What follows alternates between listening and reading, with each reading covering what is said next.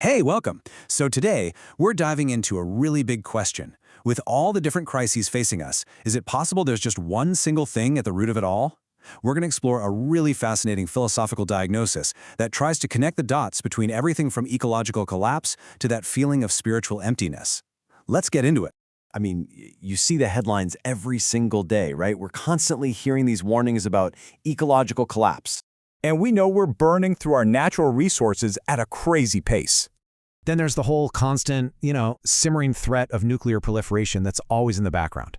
Not to mention the sheer fragility of our global system, which always feels like it's on the brink of some kind of financial instability. And, underneath all of that, there's this feeling that a lot of people have, this sense of spiritual emptiness. It's a lot. It can feel totally overwhelming. So the analysis we're digging into today asks this really critical question. Are we just fighting a bunch of separate fires all over the place? Or could all of these crises actually just be symptoms of one single, much deeper disease? Okay, let's really dive into this idea. So, the source material we're looking at makes a really provocative diagnosis. It calls our modern era the barbaric present.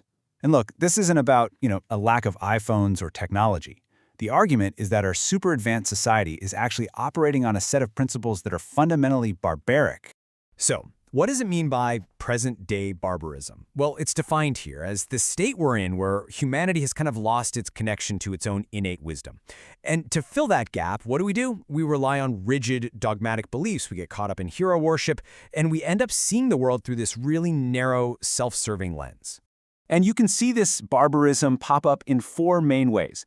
First, you've got dogmatic beliefs, that whole idea that my way of seeing things is the only right way. Second, there's hero worship, where we put people, whether they're politicians or tech CEOs, on a pedestal, treating them like they can do no wrong, which, often leads to oppression. Third is this really dangerous idea of forced transformation, the belief you can just mold people against their own nature. And finally, historical distortion, twisting the past to fit whatever narrative we want in the present. What's so interesting is how you can see these patterns just playing out over and over again, today just as much as in the past. But you have to remember, this barbarism is just the symptom. These four behaviors are what start to happen when something really fundamental has been lost. So to really get the problem, this analysis says we have to figure out what it calls the ultimate loss. And this, right here, this is the absolute core of the whole argument. If all that barbaric behavior is just the symptom, then what's the disease? Where does this way of thinking and acting actually come from? The source argues that the ultimate crisis, the thing that's the root of everything else, is the loss of what it calls shen-tian. Now, this concept refers to humanity's innate, pre-existing wisdom. So think of it like a natural, intuitive connection to the universe and an understanding of our place in it. The crucial point here is this isn't about losing something we learned from a book. It's about forgetting something we were all born with. And the consequences of losing this connection, they are absolutely devastating. Our thinking gets rigid, one-dimensional. We start to see everything through a survival of the fittest lens. We get obsessed with short-term gains and become totally blind to the long-term costs. We basically lose the ability to see anything beyond the material world, which leads us to worship power, money, and status above everything else. It's a perfect illustration of the chain reaction. A broken inner world ends up creating a broken outer world. Okay, so let's connect these dots even more clearly. Take a symptom like hero worship and dogma. The source argues this happens because we can't trust our own inner wisdom anymore, so what do? We just outsource our thinking and blindly follow other people. Or look at how we exploit nature. Well, that's a direct result of seeing the world as purely material, which means the planet isn't a living system we're a part of, it's just a pile of resources for us to consume.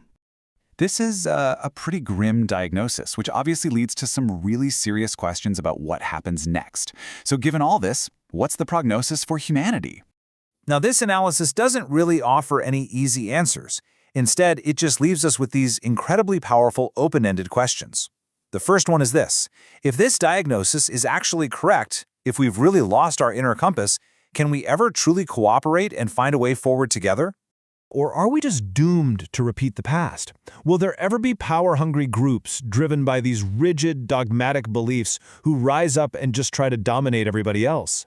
And here's a really powerful metaphor from the source material. Well, we just keep chasing our most immediate short-term desires, kind of like a swarm of headless ants. Incredibly busy, always moving, but with absolutely no collective direction or higher purpose. And that leaves us with this one final, chilling question. What if humanity's future is one where a single ideology comes to dominate everything?